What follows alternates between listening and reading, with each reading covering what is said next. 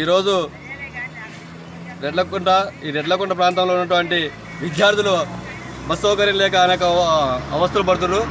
తక్షణమే బస్ సౌకర్యం కల్పించాలి. అదేవిధంగా గత సంవత్సరం ఎట్లా నడిపిందో బస్సు అదేవిధంగా నడిపించాలని కూచిపూడికి రెడ్లకుంటకి సపరేట్ బస్ సౌకర్యం కల్పించాలి.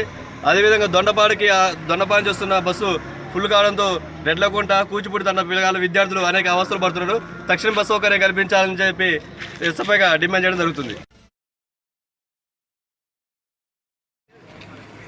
ఈరోజు రెడ్లకుంట ప్రాంతంలో ఉన్నటువంటి విద్యార్థులు బస్ సౌకర్యం లేక అనేక అవస్థలు పడుతున్నారు.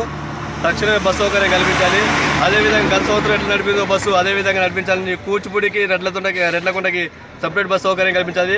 అదేవిధంగా దొండపాడు చేస్తున్న బస్సు ఫుల్ కావడంతో రెడ్లకుంట కూచిపూడి తండ పిల్లగాళ్ళ విద్యార్థులు అనేక అవస్థలు పడుతున్నారు. తక్షణం బస్ సౌకర్యం కల్పించాలని చెప్పి ఎస్ఎఫ్ఐగా డిమాండ్ చేయడం జరుగుతుంది.